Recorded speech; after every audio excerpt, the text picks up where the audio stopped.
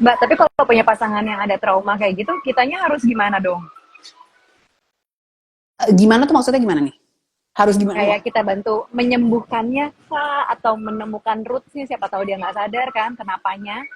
Atau harus sabar-sabar aja menghadapi? Atau gimana? Kalau kita ngomongin trauma itu sama aja kayak misalnya aku nganggapnya dengan luka fisik ya. Tergantung seberapa besar. Kalau misalnya cuma lecetnya dikit ya kita bantuin lah pakai obat merah, pakai antiseptik. Tapi kalau lukanya udah banyak banget dan udah gede banget, Anda bukan dokter dan jangan dioperasi. That's it gitu. Contohnya misalnya kayak aku psikolog, spesialisasiku di bidang trauma, tapi aku tidak bisa menyembuhkan keluargaku atau pasanganku dalam konteks traumanya dia. I can be supportive, but I am not a doctor gitu loh. Even buat aku yang spesialisasinya di trauma pun aku tidak berusaha untuk menyembuhkan pasanganku. Tapi misalnya oke, dia punya kecemasan, oke, how can I support you? Gimana caranya? Misalnya kenal cara kenali cara berkomunikasi atau berinteraksi yang sedikit lebih less triggering. Tapi bukan berarti kita bisa menyembuhkan mereka. Itu beda konteks gitu, sama kayak misalnya kalau misalnya suami pegel-pegel kita pijitin bisa, tapi kita bukan fisioterapis gitu kan. Pijit-pijit pegel ya bisa, tapi kalau udah 2 hari udah sampai jalannya begini terus panjang hari dan kita tahu bukan dipijitin lagi, bukan dipakein koyor lagi, tapi kita akan bawa ke fisioterapis gitu. Jadi bukan disabar-sabarin, suami gue tengklek begini disabarin aja, ya nggak gitu juga gitu kan. Sama kok. Tapi emang ada berapa jenis trauma masa kecil sih, Mbak? Oh, Banyak banyak banget. sekali. Ada attachment trauma, ada medical trauma. Medical trauma itu misalnya dia pernah surgery waktu kecil. Kita ngomongin tentang traumatic birth. Misalnya contohnya ketika dia waktu kecil susah untuk keluarnya, dia harus divakum. Jadi dari awal aja ya. Kita bayangin aja kepala kita divakum. Coba kita sekarang bayangin ya, kepala kita tuh divakum.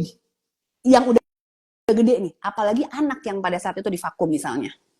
Atau misalnya dia masuk bilirubin, gitu kan ya, itu juga bisa jadi traumatic. Kalau di kita tuh berarti ada apa ya? Tsunami, kecelakaan accident, motor vehicle accident, ada juga racism, bullying, banyak sekali. Mbak, Mbak, kalau selingkuh tuh trauma nggak sih? Misalnya nih, pada saat masa kecil kita tahu misalnya bapak kita selingkuh gitu. Terus begitu dalam relasi pernikahan, terus si suami nih selingkuh gitu. Terus kan kayak udah ke-trigger untuk kayak kepercayaannya, bla bla bla, dan kayak jadi lebih panjang dan lebih dramatis gitu loh, apa reaksinya. Nah kalau kayak gitu Yes. sebenarnya termasuk dalam trauma nggak? Oh, itu udah nggak usah ditanya, apalagi kalau itu udah nggak usah ditanya ya kan, macam kayak kepentok sakit nggak sih mbak, iya jelas lah, nggak usah lu tanya juga pasti udah iya. Nah tapi yang mau aku highlight adalah bukan masalah selingkuh itu menjadi traumatik apa enggak. Selingkuh itu satu adalah kita udah ngomongin banyak tuh, ada emotional trauma. Terus ada misalnya ibunya ketahu, kita anggaplah yang perempuan lah, yang apa, yang selingkuh gitu kan ya. Papanya ketahuan mamahnya selingkuh. Lalu misalnya papanya marah besar.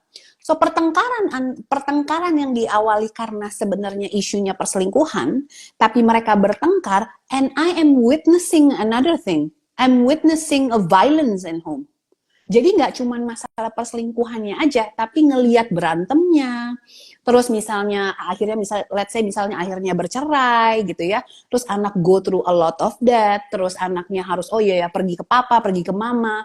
Dan throughout the period dari grieving, kalau kita ngomongin selingkuh tuh banyak banget tuh. Throughout period of grieving bahwa penerimaan nih, bisa 2 tahun, bisa 3 tahun, bahwa papa mama udah gak akan balik lagi. Dan biasanya proses grieving itu bisa bahkan ada yang berlangsung lebih dari 10 tahun. Bahwa misalnya tiap kali ulang tahun ditanya nih sama mamahnya, kamu mau apa? Enggak, aku gak mau apa-apa, aku cuman mau kita sama-sama lagi bertiga.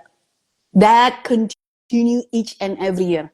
Dan itu bisa bertahan lama banget. Terus udah gitu misalnya mamanya ketemu pasangan lain lagi, itu dia mulai dengan pattern banyak lagi. So kalau ngomongin perselingkuhan kita nggak cuma ngomongin perselingkuhannya aja yang menjadi traumatik, tapi apa aja sih yang ada di dalam konteks-konteksnya perselingkuhan lagi. Jadi ada ributannya, ada perceraiannya, ada misalnya di Indonesia tuh misalnya banyak case-case yang aku alami, mamahnya kabur, terus mamanya bawa anaknya di tengah malam, lagi tidur, anaknya digendong, bangun pagi-pagi, udah di rumah nenek gitu misalnya gitu ya.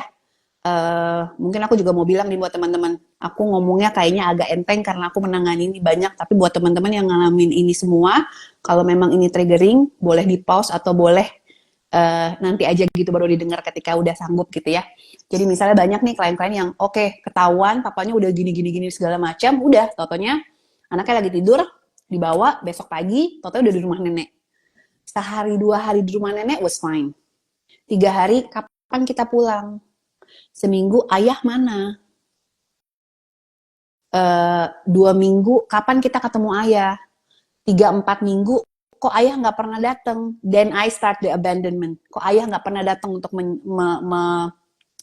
menjemput aku lagi gitu. Jadi kalau kita ngomongin selingkuh itu bukan cuma masalah selingkuhnya aja, tapi apa yang nempel gitu. Jadi selingkuh tuh cuma di sininya gitu ya, tapi ini ada apa lagi nih selain si isu perselingkuhannya itu, tapi rentetan setelah itunya juga.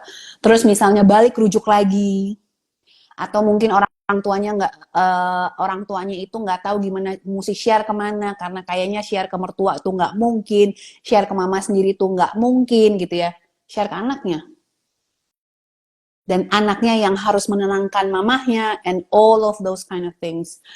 Di Indonesia itu beberapa klien-klien yang aku tangani ada juga yang anaknya yang diajak sama salah satu orang tuanya untuk nyamperin selingkuhannya. Ada yang anaknya di tengah-tengah pembicaraan jadi mau pilih siapa. Dan itu anak yang di bawah 10 tahun. A lot of things.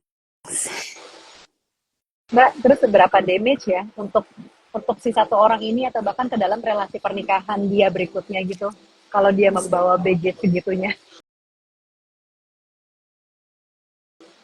Aku sama kayak tadi, tergantung lukanya tuh apa, kena cutter, kena gunting, atau kena pisau pemotong daging. Itu kan beda banget tuh. Kalau yang cuman kena gunting paling lukanya cuman segini. Kalau yang cuman kebeset cuman lukanya cuman segini. Tapi kalau yang kena pisau pemotong daging, apa sih bahasa ininya? Aku di otaknya cuma ada slaterai. Ya bisa jadi tangannya juga buntung gitu kan. Jadi tergantung seberapa banyak damage-nya, tergantung how much damage has been caused. Contoh misalnya si A gini ya, anggaplah si A ini dia menemukan, ini konteksnya apa nih? Konteksnya selingkuh nih atau konteks lain nih? Yang gampang aja selingkuh. Yang enggak. Wow, itu tidak gampang. Kalau ngelihat aduh asam lambung langsung naik, dan mungkin bisa di-post nanti aja nontonnya. Kalau misalnya memang ini terlalu berat buat kamu ya. Aku ulangi lagi ya, kalau teman-teman ngerasa ini pembicaraan yang terlalu berat dan ini sangat-sangat triggering, boleh nanti aja nontonnya, nggak apa-apa. Ya, take care of yourself ya. Contohnya si A.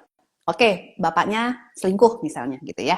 Tapi setelah selingkuh udah bener-bener bertobat sampai selesai, sampai akhirnya nikah, terus udah gitu, udah segala macem. So the one was there. Bahwa ada kemungkinan bahwa itu ada kemungkinan terjadi. Tapi karena melihat proses jadi di dalam trauma kita bilang ada rupture and repair. Rupture itu selalu pasti akan ada, nggak ada semalaikat-malaikatnya kita itu pasti ada salahnya gitu ya. Jadi ada rupture, ada repair. Jadi ngelihat nih bahwa orang tuanya gagal, si ayah nih gagal gitu, tapi ada cara untuk repairnya. Ada harapan bahwa itu akan baik-baik aja. Beda sama yang ini. Si B, umur 2 tahun bapaknya selingkuh. Umur 3 tahun ceweknya dibawa pulang. Umur 4 tahun tinggal bareng-bareng. Gitu misalnya gitu ya. Udah, habis itu ceweknya pergi. Dan habis itu datang lagi tante yang lain. Datang lagi tante yang lain. Umur 10 tahun datang lagi tante yang lain. Sehingga aku belajar gitu. Bahwa tante ini akan datang and my mom will always be the second one. Dan bahwa I do not deserve the best and I do not deserve being prioritized, itu akan sangat mungkin terjadi.